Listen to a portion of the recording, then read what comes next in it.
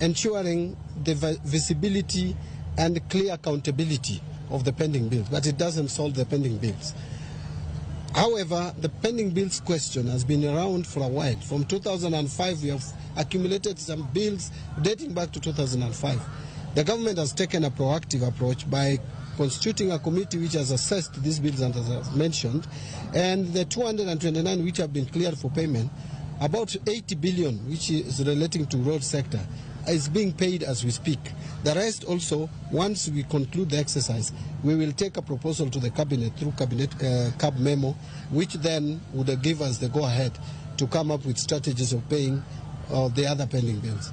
But the accrual accounting will help first in clearly in capturing the data accurately to make those bills be part of the financial statements of government, and so that they will be above the above line items, as opposed to now when they're just being reported to as notes and you don't even check the accuracy of the same.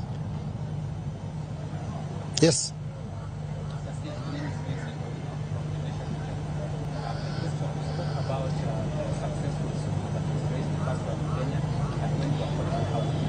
I wanted to ask whether the government has plans to